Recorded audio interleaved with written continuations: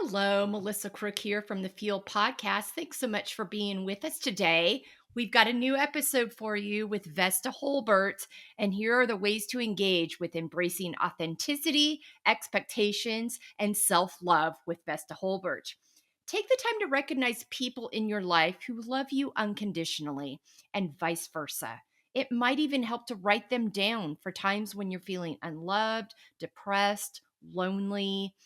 It's just important to remember that unconditional love is a beautiful thing and you are worthy of experiencing it. We hope this gives you some thoughtful ways to engage with today's new episode, Embracing Authenticity, Expectations, and Self-Love with Vesta Hurlbutt. Thanks so much for being with us. Hello and welcome to the Field Podcast this week. I'm here with a new friend this week. We met through Podmatch, our good friends there at Podmatch, and Vesta Hurlbutt is here with us today. And Vesta and I have a lot in common in terms of the types of things we talk about, but we do it in our own way. And we have our own way of engaging with this. It's going to be really powerful and really, I think, helpful and informative to people. I think you're going to be amazed at what she has to offer because she has so many of the layers we talk about Vesta's living out in her life. And she's going to be able to give you so many resources on how that she has navigated that and how she examines each of those areas so that she can live as her healthiest, most authentic self, both with the roadblocks that get in the way, the things she's learning, and the resources that she now has because of that. So I'm excited to share her today. She's going to have so much to offer us. Vesta describes herself as kind, loving, all-inclusive, happy, approachable, and fun. Vesta Hurlbutt, welcome to the Field Podcast. Thank you. Thank you so much for having me. Really, I appreciate this. I'm very, very excited. I am too. This is going to be great. And I am going to start right off with, and you talk about this a lot on your platforms too, but prioritizing self-care in your life and what that has looked like for you. Yeah, I did. I've done 2 summits, this one last year and one the year before, called The Power of Choosing You, because I think it is so important, especially as busy moms. Yeah. I used to always say busy single moms. Then the older I got, I realized that it's not just single moms who are busy. It's all moms that are busy, and dads too. I'm not like deciphering men and women, whatever. But I can only identify with moms because that's what I was, or that's what I am. And you just get so busy in life, and it's nothing for me. I wanted to do it. I loved it. There's nothing better in this world than being Blaze's mom in my life, you know. But you're like, my son did theater. So he was singing, he was acting, he was doing all this stuff. And so it was work, pick him up, take him to the first place. I mean, I can't tell you how many Little Caesars pizzas we ate in the car while on our way from one thing to the next, you know, and I'm trying to figure out myself but you don't have time for it. There's just no time for it. And I remember being so frustrated and I would be unnecessarily mean. I would, and I can sit here and tell you all my flaws as a parent, but I am not going to do that because my kid is 21 and perfect. But I will say, right. So something I learned early on, because I moved away from probably not the best decision. If Blaze was going to make this kind of decision if he was a parent, I would be like, what are you doing? I moved from my small town in Pennsylvania to Baltimore, Maryland, just the 2 of us, no help. I went from having as much help as I needed to 0 help. What was I thinking? And at that point in time, I had 0 me time. And wow. I would just emotionally and mentally, you just start to have these moments where you're like, am I crazy? And you're thinking negative, not all the time, but a lot more. So my first realization before I understood what self-care really was I always call it my coffee time. Mm-hmm. I would wake up in the morning before Blaze, and I would I would read books. I would at the time smoke cigarettes. I don't condone that. I do not do that. But and it was just an hour. Sometimes it was 15 minutes that I was by myself and I could just be. And when you feel the art of just being one time in your life, that's the crux, I think, of when you start really to learn self-care and what you can do. And also, if you drink coffee already, that's something free you can do for self-care. Yes. So you hit on a really important point here. And I talk about this a lot, where the crux of just being, take that time you already have. So many times when I tell women or talk to women, when I ask them about self-care, like, I don't have time for that. I'm like, you do. We need to identify where it already lives in your calendar that you can grab that moment. And these can be moments. They don't have to be big blocks of time if that's not where you're at, but it can be those moments you talk about when you're sitting in the quiet. You don't have to do anything other than sip your coffee and look outside and look at the birds or look at the window or stare at the wall. You're just being and giving and not taking in or giving out in any way. That has a ton of value in it. And then once you grab that and realize the impact of it, you're like, oh, wait a minute. This really does make a difference, because you talk about when we get worn out and we have just hit the wall, and we as moms do this all the time. We are not pleasant to be around. We are grumpy and irritable and snapping at our kids and our partners and our coworkers and our neighbors. And I mean, if that neighbor comes over and complains about your lawn at the wrong time of day, good luck. They may have been the last straw that day. And we laugh about these things, but they're all true, and it doesn't have to be that way. But we've been told from early days, from the time we were little girls, of how we were expected to show up in the world and be nice, be kind, put everyone else first, don't be selfish, without a real, true, healthy understanding of what was actually selfish versus what was actually taking care of yourself, so that you can have that full cup energy, clear head, and desire to be showing up and showing out in the places that feel healthy and authentic to you within a time frame that feels doable and manageable. There's nothing selfish about that. Nobody wins when we show up as our mediocre to worse selves because we're just fried all the time. So I love that you hit on that moment you can grab piece, and not doing the mom guilt thing. We are all doing the best that we can. I resigned myself to the fact years ago, my kids are probably going to have to go to some therapy to unpack some of the things that happen. And also, you know what? I've had to too. And I can own the parts that I wished I would have done better, as well as acknowledge the parts where I did well. Both of those things are true. And learning to not, because I would say that can be a problem sometime for parents when the kids come back and they're ready to talk about some of these things, not getting defensive, being willing to listen, and holding the nuance of both. These things are great. These things weren't. I understand why those things weren't based on what I know about your past and your upbringing, but they still did damage. They were still something that needed addressing. That open and listen to that conversation. That is actually a gateway for a healthier, closer relationship to your adult child, rather than just being defensive about it and living with, I did the best I can.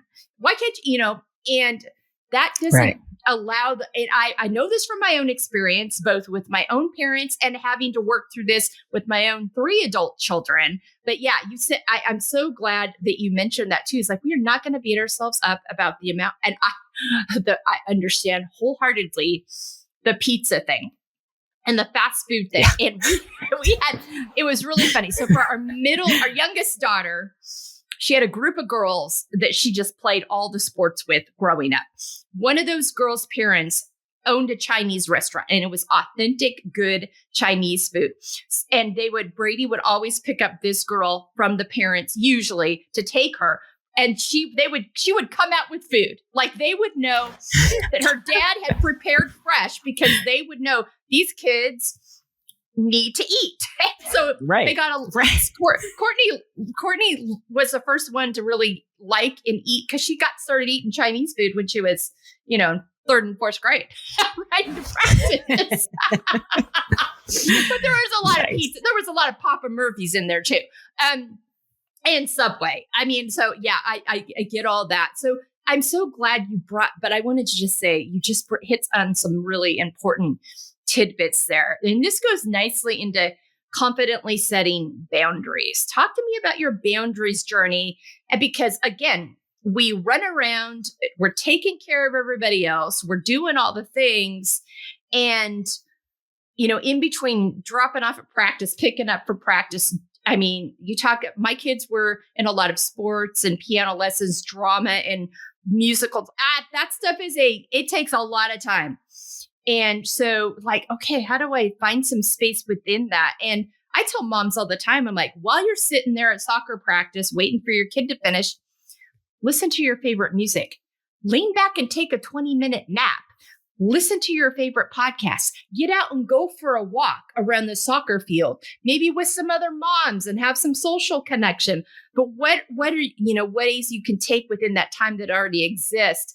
Talk to me about your journey with this as you've learned it, because you don't have a partner to help with this. You're trying to figure this out on your own, on the fly. That's a lot. Yes, it absolutely was a lot. And as far as boundaries go, unfortunately, a lot of my boundaries came with me getting so frustrated and so angry and so I would boil up over, then I would create the boundary. And that's unfortunate. I want to say it's unfortunate. I live my life now in a state of mind that is, I can't change the past. I can't change who I was back then.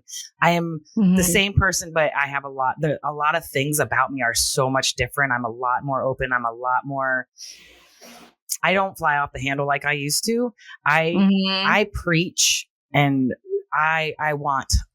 I think the world is a better place with love. And I think love rules the world. And if you can find more love for yourself and for others, that makes the world a better place, right? So now I still get triggered. Don't listen. I was yelling at somebody the other day because I got triggered. So I'm going to preach this love and the kindness and all that stuff. But the reality is I still get triggered. Right. And my friend that I got triggered with, I was just like, listen, I still get triggered because, he's wanting to be more kind and more loving and just trying to figure out himself or whatever. Mm-hmm. But I was like, I still get triggered. I'm not perfect. Yeah. And this is taking away from the boundaries, but when I would set boundaries, they ended up not being, they were less boundaries because I was just angry and done. Yeah. Rather than being smart enough to realize I needed to set boundaries, I blew my top and then I set the boundaries. But then at that point, then it was more about I'm shaming myself because of the way I set that boundary. I'm shaming myself because I could have been nicer. I'm shaming myself because I wasn't perfect, all that stuff. Yeah. So now at this point, it's more about self-forgiveness, self-love. And because an unconditional love, because we all say, I can sit here and tell you, I want the love. I want to spread the love, but it's all about unconditional love for everybody. I have a friend. We do not see eye to eye about pretty much anything, but I see redeeming qualities for sure. I mean, he's my friend, but I have another friend who's like, I can't believe you can even stand him and da-da-da. And I'm like, listen, he has redeeming qualities. I can't preach unconditional love if I can't give it. Yeah. And that's, he deserves to be loved too, just because he doesn't think and believe like I do, which needs to be said in the world today, right now. Absolutely. So I'm sorry, that was off the topic of boundaries, but as far as boundaries go, I think it was on the topic though, because of it was. So no, I there was a lot of value in that. yeah, I mean, I was just, with the boundaries and just living your life, a lot of things. One thing that I learned in this journey that I've been on is every single response you have to anything, I don't care what anybody's done to you, is your responsibility. It's my responsibility. If somebody talks mean to me, it's my responsibility for whatever is next. Mm-hmm. And like I said, I still get triggered.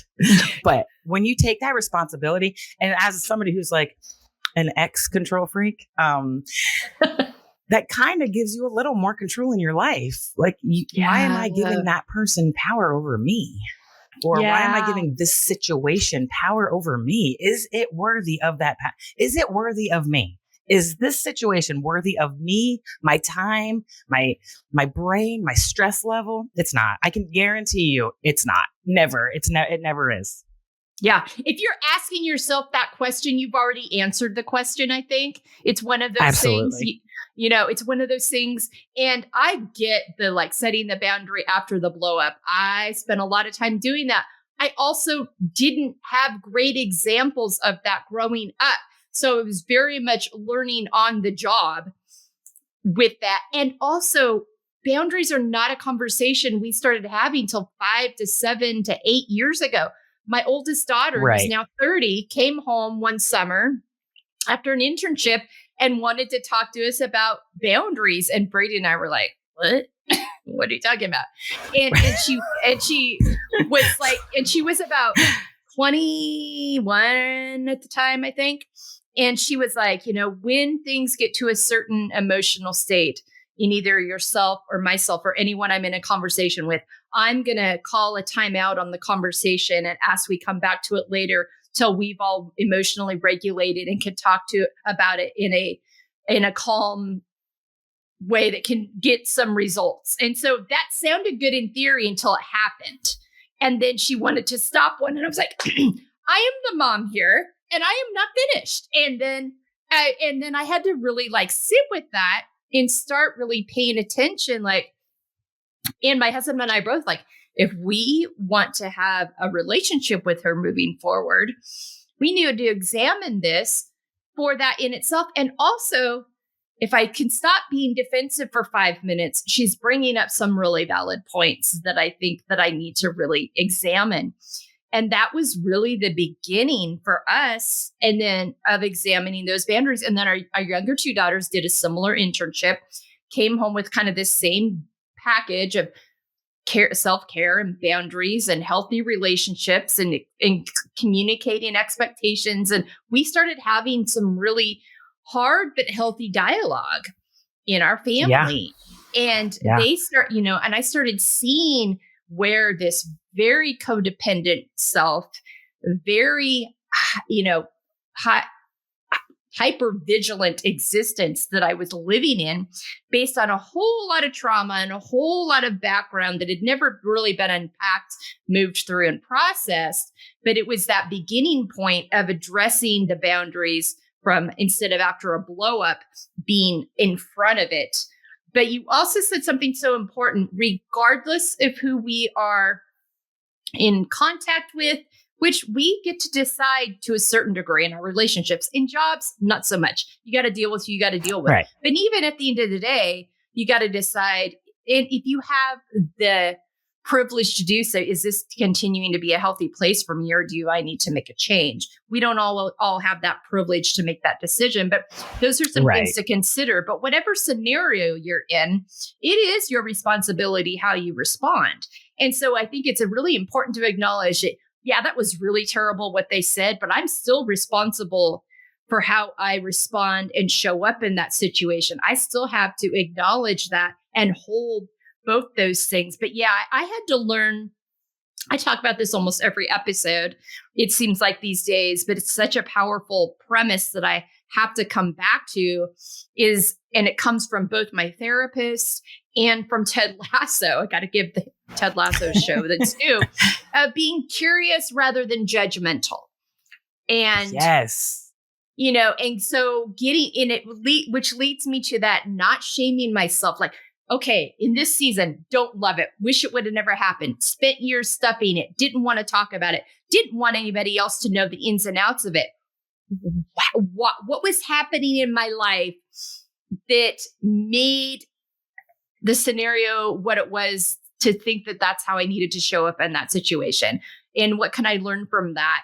And then getting like, and really trying to approach it from that non-judgmental, really like level standpoint, so that I could be like, oh, and really being kind of analytical and, okay, don't want to go back there. This is what I've learned about myself. And also can see how it is I got there. I understand why that happened now. And it will also inform me moving forward when these triggers come up, because even with all the healing you do, you've mentioned it a couple times already, there's still things that are going to trigger us. It's part of the layers journey. You peel back one layer, you deal with it, you move through it, and another one has space to grow, especially when you're continuing to learn and move forward. Your nervous system gets the cue, oh, it's safe to move through this now. It's safe for this to come, to the surface. So yeah, I think that that's such an important piece to remember. And it's like, okay, this really informs me of the time I can spend around these people before it's too much. I have a lot of... Sorry. I also think sometimes a really good tip. If you are getting angered by someone, first of all, sometimes when I get angry, I can't come down right away. We'll say that. Yeah. But another good tip is two things. One is, you never know what somebody else is going through.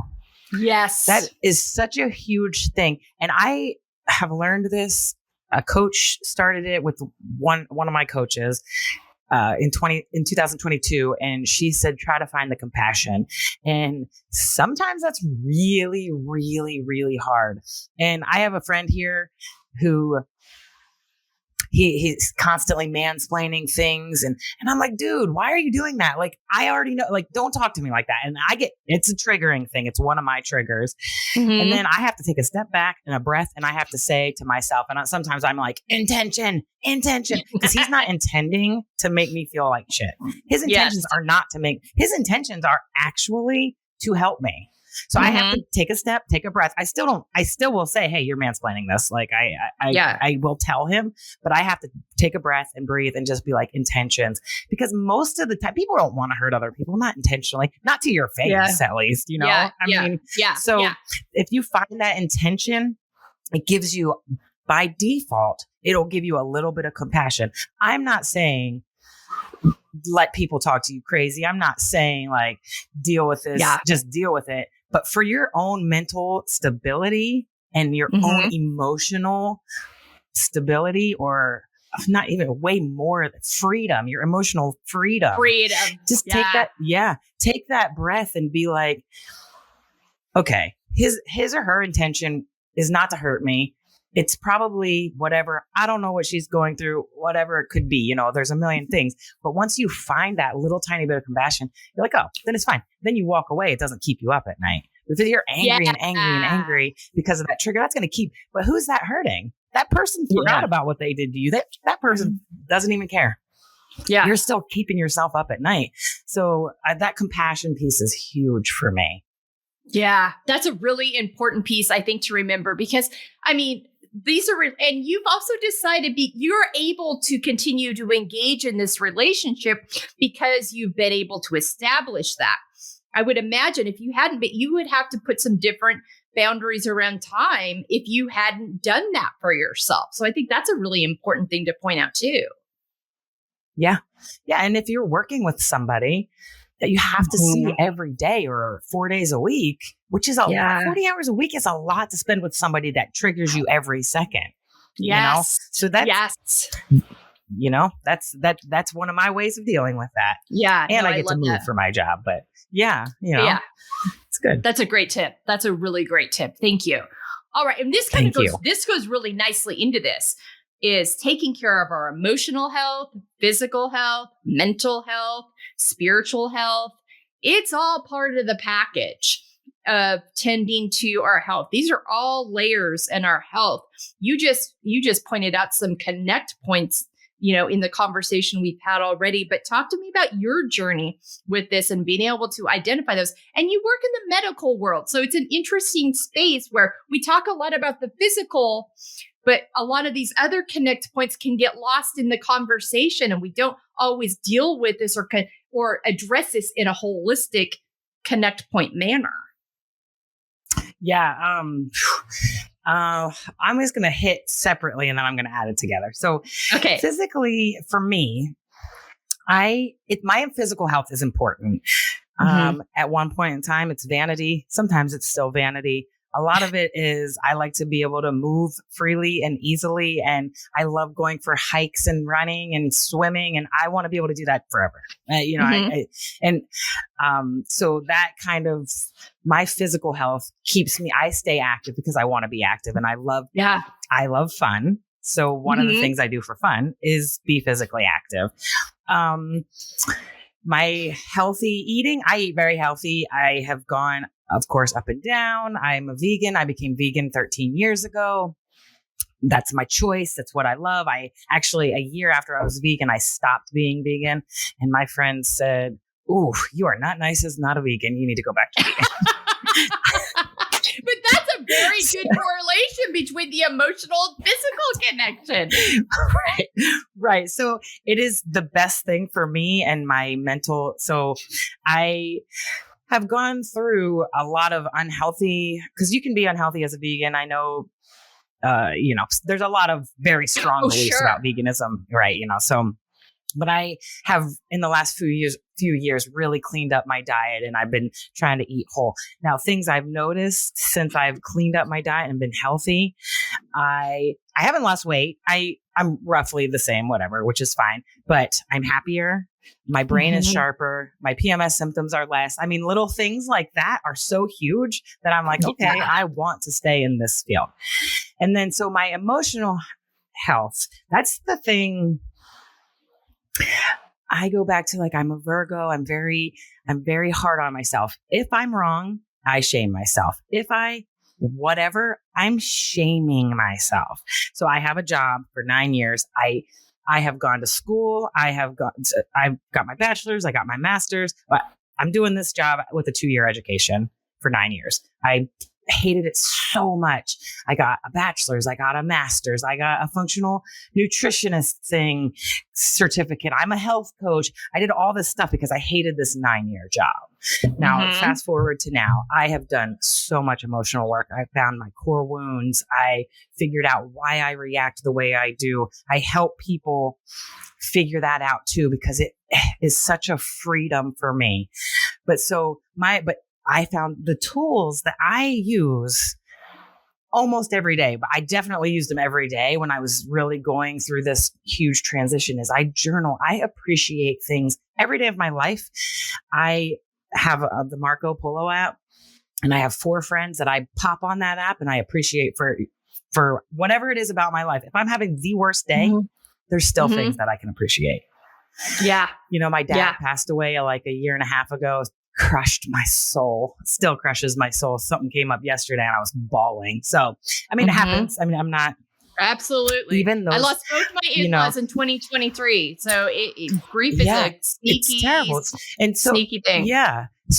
Yeah. So I'm still sad. I'm always going to be sad. And first thing I do is I allow myself emotions. Exactly. That's so key. We try to tamp it down. We try to not have these emotions. I allow myself emotions. And it's ironic because his birthday is October 5th and I was a mess. I was a mess for that day. I was a mess for Father's Day. And I'm just bawling. And then he died on October 27th of 23. And so on October 27th of 24, I allotted the day off. I'm not going to do anything this day. I'm just going to allow myself emotions. And ironically, I got so much stuff done around the house because I didn't need to have any emotions. Well, you've totally been fine. giving yourself the room to feel them, though. You didn't stuff them. Yes. Right. And so, but I can also appreciate so much stuff. First of all, my dad taught me unconditional love.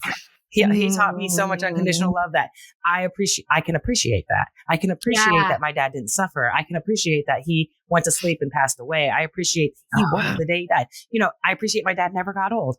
So yes, I'm still very, very, very sad that my dad is no longer with me, and I don't get to have those great conversations. And he was just a light in this world, right? I'm still very sad about that, but I don't want to concentrate on anything negative. I just want, like, how amazing and how lucky am I? I'm about to cry. How lucky am I that I got to be raised by a dad who loved me no matter the things that I thought that most people think are crazy. The veganism, he definitely thought that was crazy.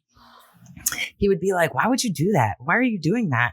Oh my gosh, now I have to worry about this. But he was so proud of me in every step of my life, and how lucky am I? Yeah. You've pointed out something that I think is so important that would help everyone if they could grab onto it. The nuance of feeling both. You can feel the emotions and the mourning and the sadness and the gratitude at the same time. They don't have to be exclusive. And I think this is where people get in trouble. And I get very angsty when people start talking about positivity in a way that doesn't allow space to feel everything, because you cannot if you're having to force it, then it's not authentic. And that tells me that you're not leaving space to feel all of these emotions so that you can move through them, process them, and make space for the gratitude and being able to identify it organically. So thank you so much for that. That was such a great example of all those things. I appreciate that so much. Yes. And I think if you're in a career, I think this is also, I'm going to put this out there because I do work in healthcare. And if everybody knows that healthcare employees are getting burnt out, it's shown by a million things. Yeah. And I recently had somebody on my podcast. It's not aired yet, but she's a nurse, and we talked a lot about self-care. And this, I can only speak from healthcare because that's what I do, but it's not just healthcare. No. But we as caretakers, and we're constantly, Friday night, I work till 6. I'm supposed to get off at 5. I work till 7. And then something happened to that patient that we took back. And the doctor was like, hey, can you guys come back? We ended up coming back and working till 9. Was that my obligation? No. Did I have to do that? Absolutely not. That patient would have lost his leg if we did not go back. Like, they're the consequences. So Saturday morning, I did nothing. I slept in, I did so I think as caretakers in any field that you work in, that is where the self-care comes in. So it's so important. You need to step away from your career. If you will, take a break. And I mean that even if you do something you love and you want to go to work every single day and you work all the time and you love it, it's like you still have to take a break. You do. So because find those little times. You will burn out. Yeah. I think that also is what happens in healthcare is people, they jump in. They're like, because there's so much to learn. And it is really interesting most of the time. Yeah. I think people jump in and then it's like, bam. And then it's expected of you. And then it's expected of you. And then you're like, oh, I'm kind of tired. Yeah. You establish early on that you're available 24/7 all the time. And people will tap into that if you allow them to. And then you've got to explain and reestablish boundaries when you do wait a minute, this is not working for me. Yeah. Yeah. Yeah. I read a meme that said something like, just be careful if you're a giver. Try not to be around too many takers because they don't have guilt for taking. No. We train people how to treat us, and we train people in what it is they can get from us. And I don't think we talked about that a few times on here, but I think we have to be very mindful of that it is a choice. We get to decide what we establish as our norm, and we get to change our mind too. But when you change your mind, you've got to communicate it very clearly, and you may have to communicate it a few times because they will push and test those boundaries to see if you're going to stick to them or not, because they don't benefit when you're not giving what they got used to. So really good point there. Really good point. And I think, and not feeling guilty about it when you need to, but because I think, again, it's really hard in healthcare because you have people's lives in your hands. And so That's a tricky balance, but you found that time the next day of like, yes, I need to do this. And also not today, folks. I am sleeping. Yep. I am resting. Today I'm taking some time off. Yep. Exactly. Thank you so much for that. I appreciate you sharing that with us. Okay. How we can support ourselves and other women in living unapologetically. You have learned how to do this. It's been a journey though, but you've learned how to do this. And I really believe that the work you do now to help others is an invitation for them to come along with you and do it as well. Talk to me about your journey with that, getting to this point where you understood it for yourself and then you decided it's time for me to bring other people along with me on this and invite them into this possibility. Yeah, I think, well, first of all, I have a really great tribe that I've developed over the last 5 years. It wasn't something that I had, but I would always hear things, you know, there's certain things that stick out in your life. Well, first of all, if I watch a movie and a woman or a human, I won't even say, but mostly women, because it finds her empowerment, I'm a bawling mess. Like I'm crying. I'm like, oh, that triggers in a good way, like something in me. And so I, you know how when you feel empowered, you're like, holy shit. Am I allowed to say that? Yeah, absolutely. Okay. Like, holy shit, I can take on the world. Look who I am. If you have one moment like that, you're like, okay, then you want more. Then you want more. Want everyone else to know about it too. And then you want and then it's like, so my 9-year job, I talk about it a lot. It's important to know I still do the same thing. I hated it. And I have said this so many times. I'm like, they need to make changes. I'm angry. They need to make changes. If they would have made all the changes I asked for, I was still going to be angry and hate my job. It was inside of me. And so moving along with that, I still do the same job and I have different benefits, and that's because my kid is older and stuff like that. But I had to change and I had to find my happy. I had to find my empowerment. Mm-hmm. And the first way for me to find my empowerment is I needed to forgive and love myself. And I talk about that a lot because it is so freaking hard. There's a book, The Untethered Soul by Michael Singer. Mm-hmm. In the first chapter, he says, would you say, I'm ad-libbing, not quoting. Yeah. He says something along the lines of, would you say what you say to yourself to your friends? Yeah. Because the answer is always going to be no. The answer is going to be no. For me, it's going to be no. And so I'm like, okay, so my words matter. Mm-hmm. And I don't really think this, like growing up and whatever. My words matter so much more than I gave them credit for. So now I'm recognizing who I am. I'm recognizing that I do have power. I can empower other people. It's so important to understand that I felt so disempowered. I allowed myself to feel disempowered. That's important because I allowed myself to do that. Excuse me. But the point is not empower. Like once you find that one little thing, it might be as simple as, I don't know, scrubbing a really nice case and feeling really good about it. And this is like in my career. It might be something like that. Celebrate that win. Celebrate. Oh my gosh, I'm off orientation. Celebrate these little tiny things that are making you the badass that you actually are. And then you're going to start saying, oh, I can do this. And don't get me wrong. You're going to have steps back. Because sometimes I'm like, am I really doing this? But it feels so good to walk in a room full of women, just have normal conversations and just know that even if you don't, you're lighting them up.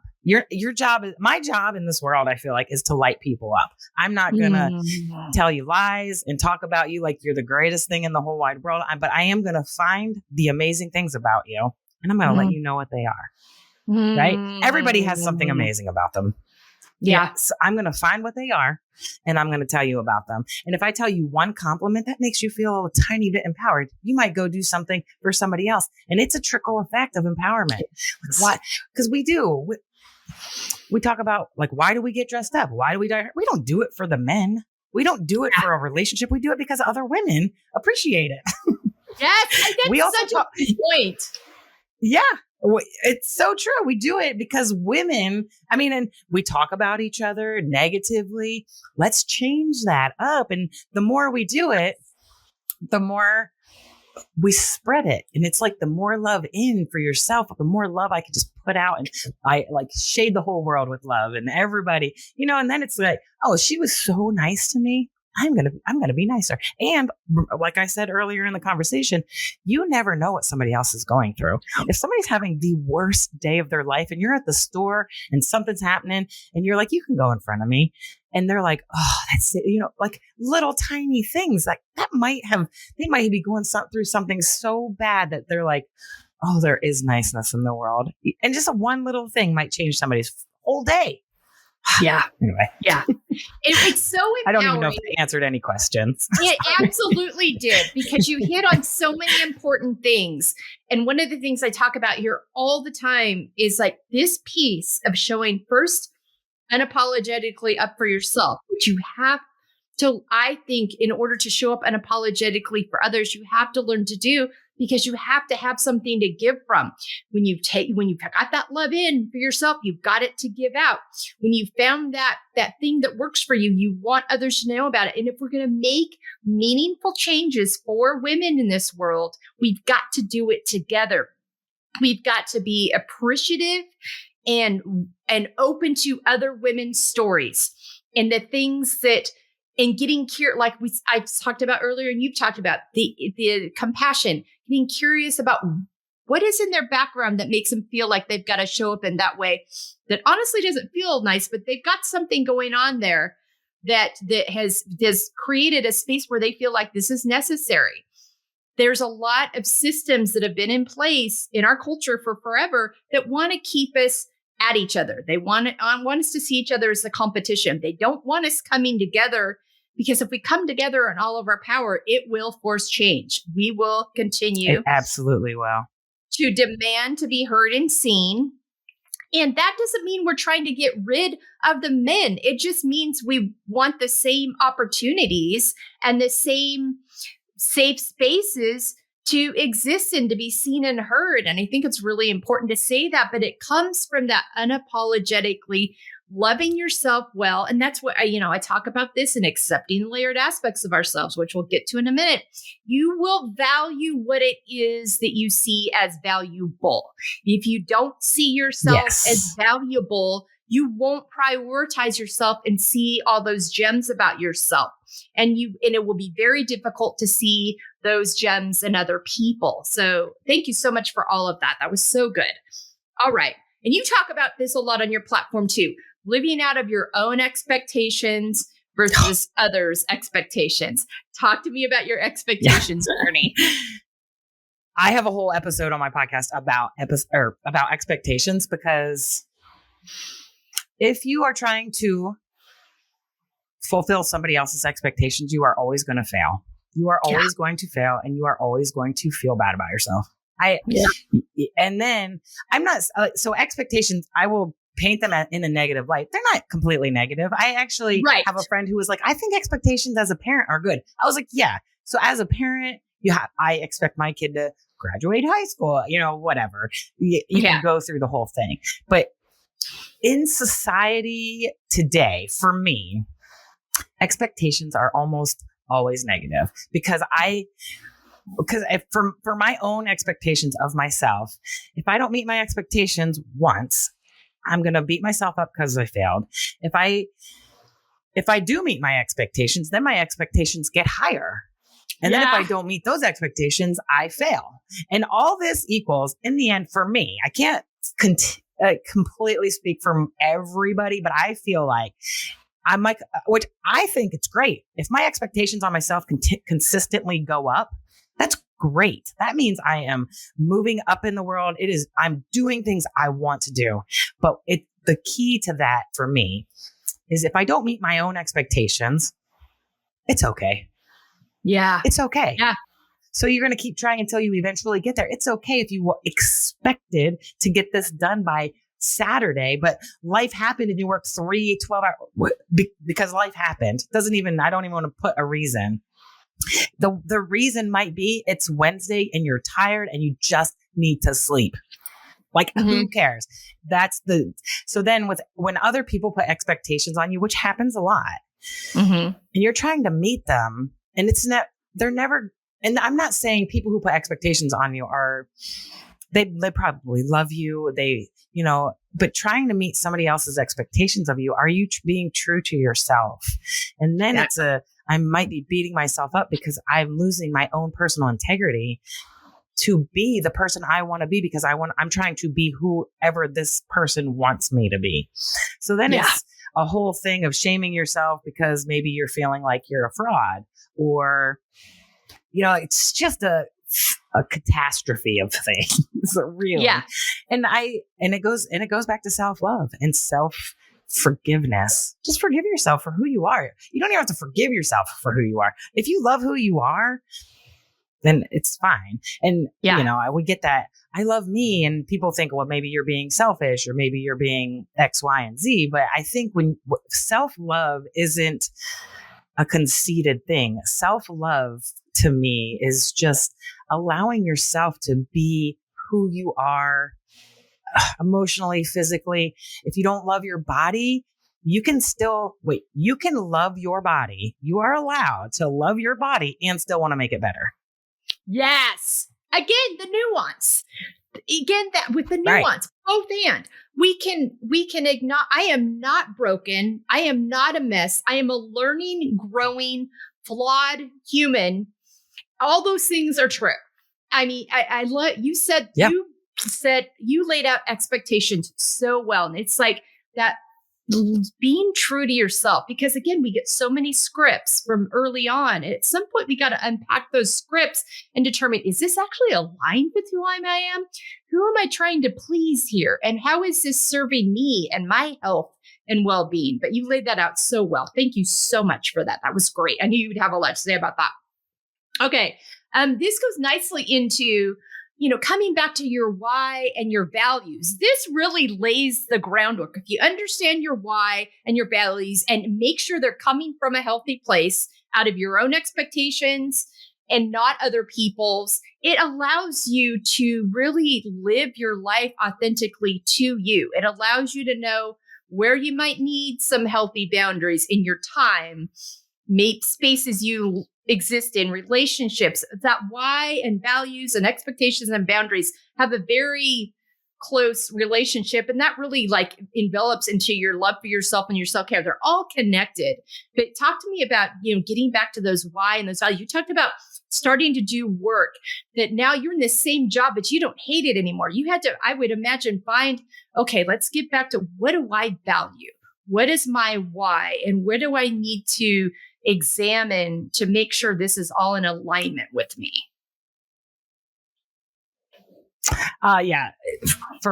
So it's a really great question, but my why right now in this life is I want to continue to feel amazing. Mm-hmm. That's what if that sounds selfish, I'm spreading that to anyone who, I also I learned how to appreciate the things about my job. If that meant, so I go back to the appreciations, how important it is. I could dwell on the things I don't like about my job. Yesterday, I scrubbed a 3.5-hour case on my feet wearing lead, and it was exhausting. It was hard, but I appreciate that I got to work with the doctor I love. I appreciate that we took care of a patient. We helped the patient. I can appreciate all these things. I appreciate that this job I have affords me to do things to chase my dreams and my passions. Yeah. So right now, I'm telling you, I still do the same job. Do I want to do it forever? Probably not. I'm a coach now. I'm a podcaster, and I'm doing things because my why is I want to help people feel as good as I do. I want to help people merge the health, because I'm a health coach and an empowerment strategist. I want to help people. I want to merge those two things. I want to help people feel emotionally and physically free. And that doesn't mean a cage around yourself physically. It means exercising. It means finding joy in life and just, feeling amazing. understanding that the where you are can change if you just change your mind.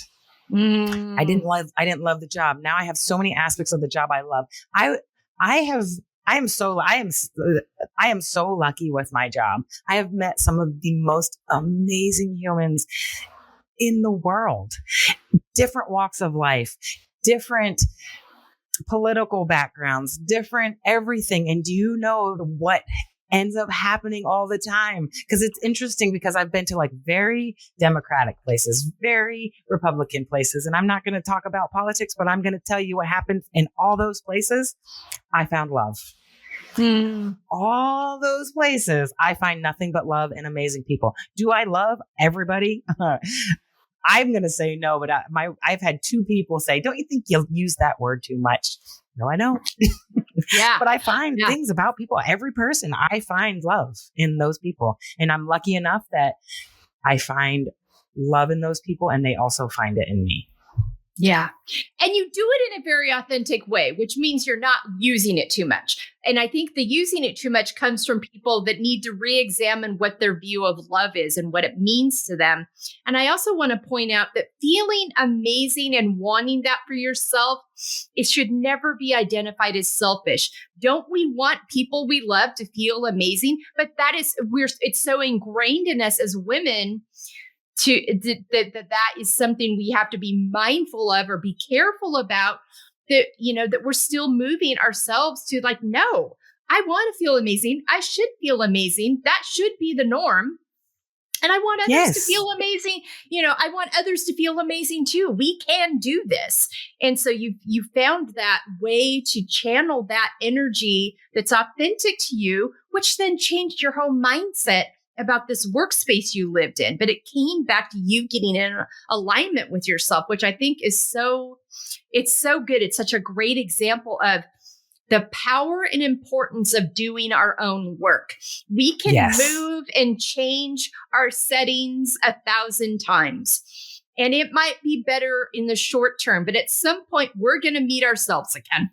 And that unprocessed, unresolved stuff that's going on with us is still going to be there, whether we are living in a cold Midwestern winter city or we are sitting on the beaches in Maui. It doesn't matter. It's going to come back to meet you. So you've got to meet yourself where you are. And it's hard and also so empowering.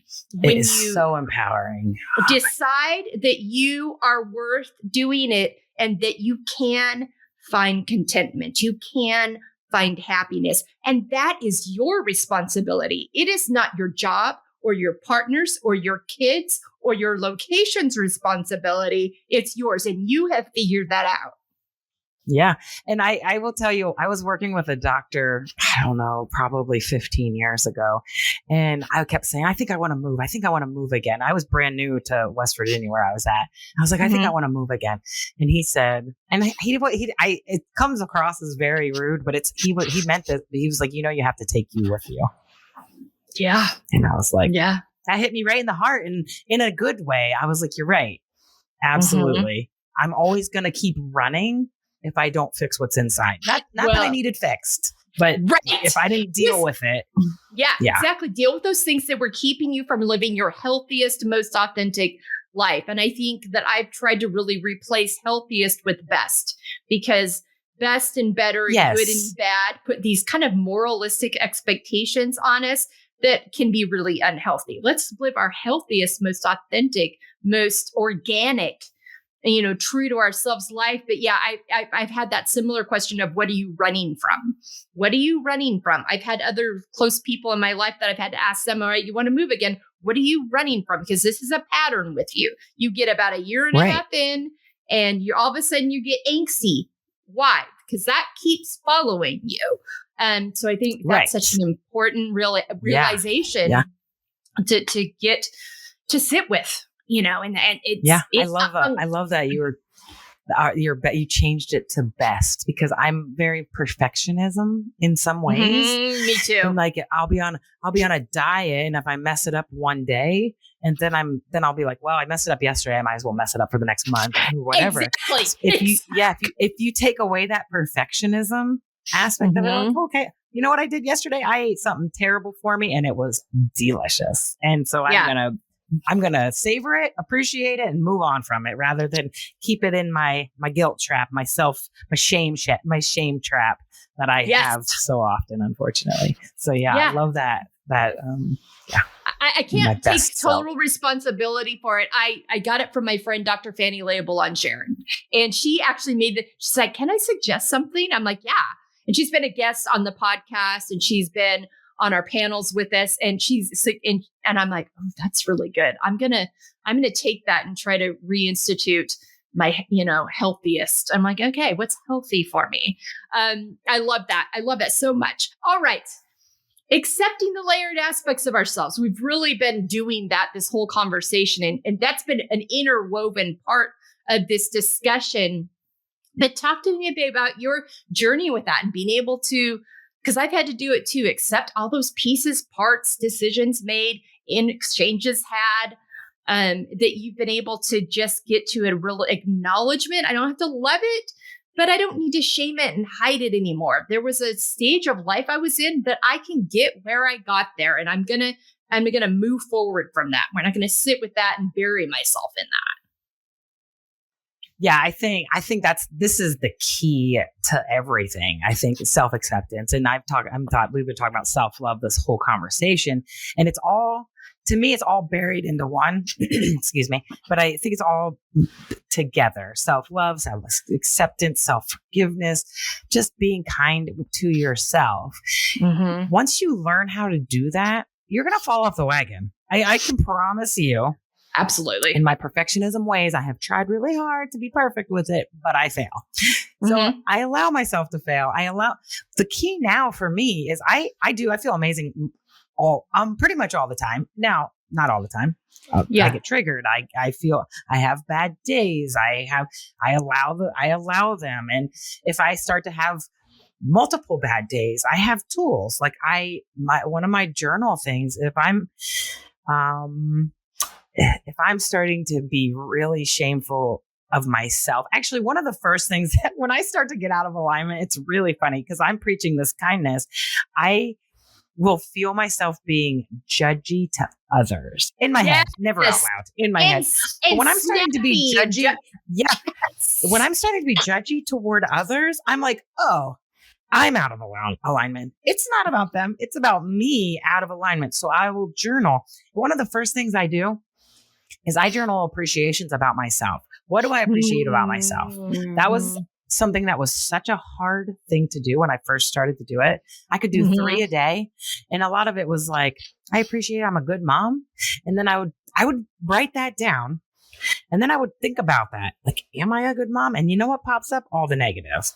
Exactly. And then, all the ways that you feel like you're all not. the ways I'm not a good mom. And then it pops up in my brain eventually, like, I am so close to my 21-year-old son. I am so lucky that I can allow him to speak how he wants to speak to me, kindly, of course, Yeah. Meaning he can say things and I don't get triggered. Now we still have our arguments. We're mother, son. It is what it is.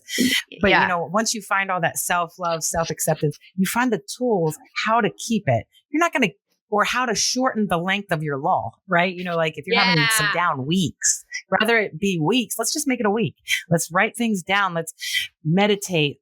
And the meditating, I often talk about this too, because, if I did every single thing that I wanted to do in my morning routine, I'd have to get up at 3:00 in the morning and probably do things at night. And, it would be so long. So I find other ways. I have to scrub my hands for work.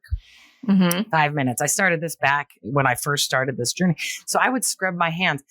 Meditating is about being in the now. You're trying to clear your head, as best you can, but things are still going to go through there. So what I would do is I would scrub my hands and because for 5 minutes, it's a long time. So I would feel my feet on the ground and I'm scrubbing my hands, but I'm feeling my feet. I'm working my way up my body. I'm feeling the water run off my arms. I'm feeling the soap thingies underneath my nails. Like I'm in that moment for 5 minutes. And that goes back to make it part of your day. Yes. Such a good example. Make it part of your day. It's something I do every single day. sometimes multiple times a day. So I get that 5 minutes of just being. So now I always talk about how much free time I have now. I don't even know what to do with myself because I'm not Yeah. raising a son I mean, he's an adult son. So I live by myself and I do have a ton of free time. So I wake up, and when I'm down or when I'm not out of alignment, I'll say, I just I start my morning routine. I journal, I meditate. And a lot of times it's just for 5 minutes, just enough to bring myself back to my body, to take a breath and just be, and enough to where I can remind myself, you feel better in alignment and you are worthy to be in alignment as much as you can. You are worthy to be happy. Because most of the time I'm feeling unworthy or not enough. So I am, and if I say to myself, I am worthy, of course I'm going to be like, well, I did this one screwed up thing 25 years ago. Am I still worthy? Yeah, you are. You can't change your path. You are worthy of a beautiful life, an amazing life, joys and happiness and freedom. So that's the things I remind myself of. And then you see like, I live an amazing life. Look at this life I live. Yeah. Yeah. It is really amazing what those little things can do. Again, going back to, doesn't have to be these big grandiose things. I started tracking my wins. Like I wasn't like beating up on myself, but I would get to I'd arrive at a space and then I would set the bar higher. And I wasn't taking the time to recognize the wins along the way. I wasn't beating myself up, but I just wasn't acknowledging, okay, yeah, go ahead and set the bar higher. Keep learning more, keep evolving and growing. But also, did you take a moment to celebrate X, Y, and Z within this space? Or did you take a moment to celebrate that you gave yourself a break here and allowed yourself this room to rest? And I was like, oh. And so I've started, and that little bit. And my husband is a big proponent of this. And I hated it for years because I think I was so perfection, performance driven just in order to see my value. But he's like, enjoy the journey. You're racing towards the finish line so much and you're missing. And I was a sprinter. So he would use the analogies like, this is not a 200-meter dash, so slow down a little and see. And I would just be like, and then I finally, when I was able to actually sit with myself and allow myself space where the noise wasn't, I had accepted the noise and accepted the parts of myself that needed to be accepted. I could all of a sudden sit and be present and enjoy the journey. I wasn't living in disassociation anymore. And so I think it just allowing that. So I love the scrub example. Another great example of, ladies, whatever moment you're in, this is something you already have to do. Where is that? That's a great use of your time. I mean, you're doing, I think that's wonderful. Thank you so much. And thank you for all of that. So much wisdom and all that you've said there. All right. In Living Out Feel, Finding Empowerment, Embracing Layers, talk to me about how this is, we've heard a lot and I think we can see, but summarize how this has impacted your relationship with yourself as well as your relationship with other people. Because you talked about for the last 5 years, you've got this tribe now. And I think when we start doing this work and we can start seeing our value and loving ourselves well, it impacts how we show up in relationships and also the kind of people we attract in relationships. I think that is the number one thing that has evolved so much. I'm going to talk about my sister for a second. I have two sisters. I love them both dearly, but my younger sister and I are like thick as thieves. When we were younger, my mom kind of forced us together. She made us dress alike. We're 2 years apart. We dressed alike. My older sister would get to bring a friend, and she was like, so we are grown-ups and she's my best friend. So one of the things that really started me on this journey, we used to FaceTime every Monday. She was in a relationship for a really, really long time. And it wasn't a great relationship, but we FaceTimed every Monday, faithfully, every Monday. I loved it. I appreciated it. I loved it. Okay. So fast forward, her and her boyfriend break up, which good. I support her. I always told her I'm Team Sam, no matter what happens. Okay. So what happened was she got a new boyfriend. Love the guy. Great guy. She stopped doing FaceTime Mondays. It broke my heart. Oh. At the same time, I was going through a heartbreak. At the same time, I was having mommy issues. I'm just going to say it like that because we all probably at some point in your life, maybe not all of us, but a lot of us. So I'm like, oh my gosh, I was crushed. My best friend doesn't want to talk to me on every Monday for hours. And this will go back to giving away your power. She felt bad, of course, and we talked about it. And when I realized she doesn't love me less, she doesn't love me less. I still love her. So as far as accepting, so I realized my unconditional love for her. I can't say I'm Team Sam and then be mad at her and not speak to her because she took something away that I loved. And actually, she never asked for that responsibility for me to try to, she didn't have expectations for me. She had, like, in my brain, she had expectations for me. Yeah. She never gave me expectations, but in my brain, she gave me these expectations. So I was like, I learned so much from that I was like, oh, here's my unconditional love.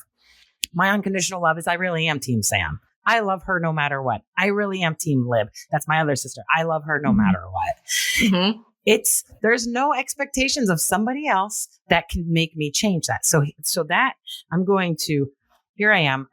People are going to come into my life and they may love me. They may not. I am not for everyone. I am a lot. I talk a lot. I'm not loud, but I'm not quiet either. So, I get that I'm not going to be for everyone. Right. So when I start to meet these people who just love me and I'm like, wait, hold on here. You know who you're talking to? Because I allowed a lot of people to take my power for 9 years. Yeah. And I didn't love me. So when I start meeting these people, I'm upping, my vibration, and I'm meeting these people who are up here already.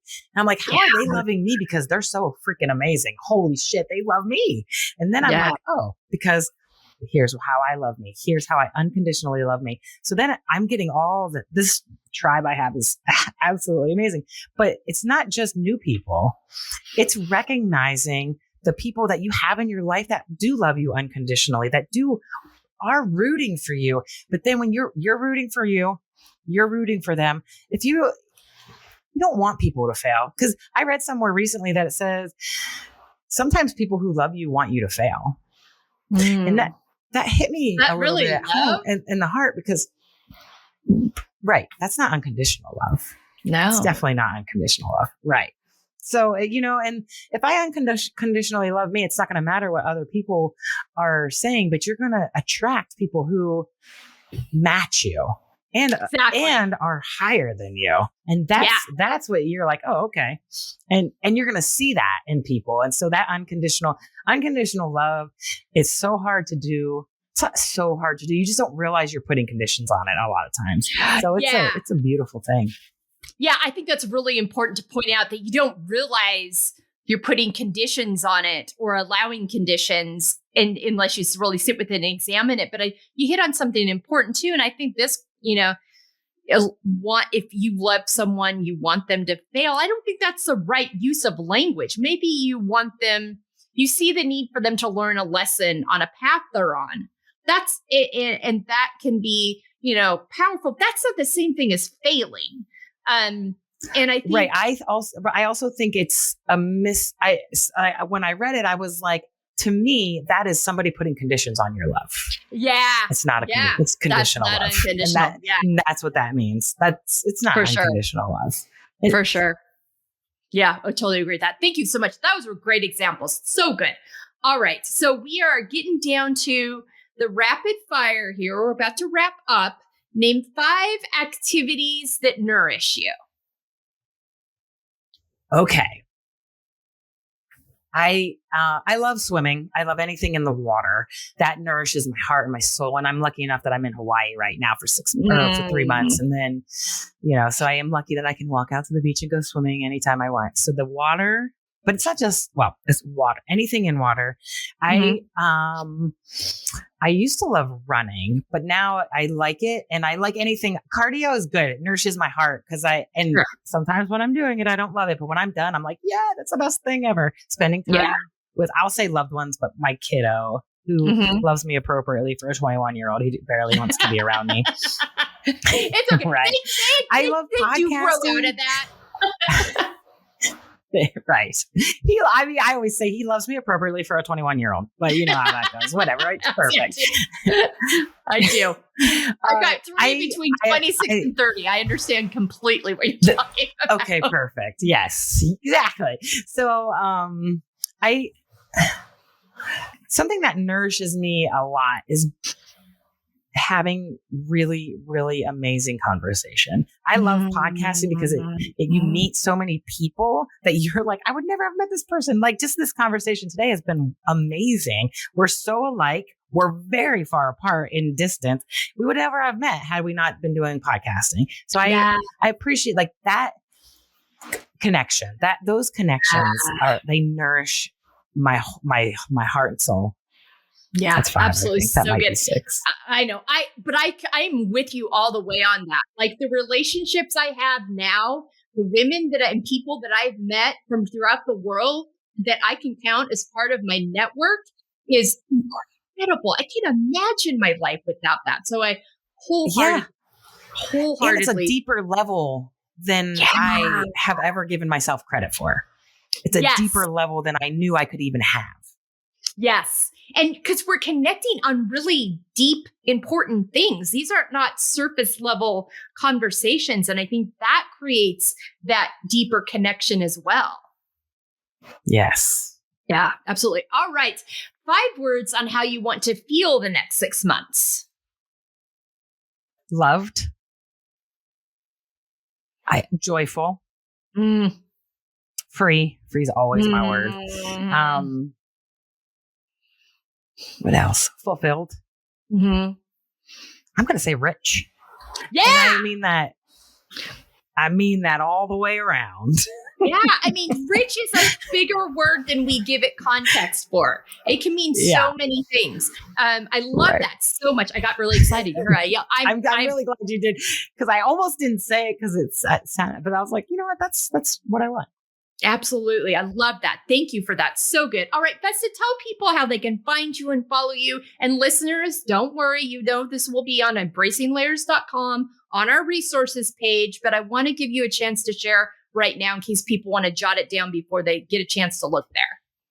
Yes, I am working on my website, but I'm on Facebook and Instagram. My name is Vesta Hurlbutt. I'm the one and only. A lot of my stuff is like my Instagram page is VL Hurlbutt. I also have Vitality with Vesta. That will be my website's going to be vitalitywithvesta.com. I mean, it's up, but it doesn't have anything for people except for like my bio. So it is there. Okay. I have done 2 summits, The Power of Choosing You. You can find them. If you message me on Instagram or Facebook, I prefer Instagram, but whatever. You can find me on there. I have courses I've offered. I just did a gut instinct. I call it gut instinct course that we started and helped. We cleaned our gut. It takes a long time, but we did like a 5-week crash course. It was really fun. And a lot of people got a lot of things out of it. So it was really nice. I'm getting ready to do a course. It's called Liberate Your Life. It'll be Liberate Your Life, Finding the Freedom in the Now, which I think is really important because I think that we don't give ourselves enough credit. We concentrate so much on the negative that we can liberate yourself exactly how you are. Let's find freedom. I love that. So, just reach out to me on Instagram, whatever. Okay. I would be happy to talk to anybody or just follow me. I post not a lot of content, but what I do post is really fun and good. Okay. Awesome. Thank you so much for that. All right, listeners, take note of that. And again, don't worry, embracinglayers.com on our resources page. It'll all be there. Vesta, thank you so much for this time today. I think you and I could talk for hours. I think we're very aligned. Yes. If we lived in the same neighborhood, we might be too much for the whole neighborhood, but you know what? That's great. That's right. And I just so appreciate how you show up in the world, these conversations that we're having with ourselves and with other women. It's so important that we understand the power of our voice and our value. And you spoke to that so well today. So thank you so much for your time. Thank you so much for having me. And I just think it's important that everyone knows that you have value. Some days you feel like you don't have any, but you absolutely do. You are worthy of love and happiness. So thank you so much for having me. Absolutely. And listeners, write down your wins this week. Take note of those Yes. wins. And those wins don't have to be gigantic wins. It might be that you took 5 minutes for yourself before you left the garage and went into the house after work for the evening to do all the evening stuff. But find those little wins, those little places, and you'll be amazed. You all have wins. Trust me. I promise Yep. you, you do. And so start taking note of those. It really makes a difference when you can sit with those and take care and remember again your value. You are valuable. You are worthy. We love you. We appreciate you. Have a great week. Yes. Thank you. Hello, Melissa Crook here. Thank you so much for joining us on the Field podcast today, Finding Empowerment, Embracing Layers. I hope you found today's framework and resources supportive and informative. To learn more about all that we offer here at the Embracing Layers Network, visit embracinglayers.com. You can go to our contact form to schedule me as a speaker for your next conference, workshop, or seminar. You can go to our book page to order our book that Jessica Garrison, our wonderful and talented writer and author, authored with my support. And engage with this framework in written form with your journal or in a book club with other women, inviting them on this journey with you. You can look at our resources page for all of the helpful and insightful resources our guests offer and share. You can find the schedule for our weekly Together We Feel women's panel conversations that we're holding each Monday on our YouTube channel. And you can find the links to all the spaces and places you can follow, engage with us on social media, and join our engagements that are happening on our Substack site. There is also a donation page where you can donate to support our work to ensure we can continue to bring you these incredible guests, conversations, and support. Thanks again for joining me this week. Share with your friends and give us a review on your favorite listening platform. Your feedback helps us ensure we're bringing you the content that will best support you and having an empowered, embracing layers journey. Take good care, and thanks for giving us some of your valuable time today. We truly appreciate you so deeply.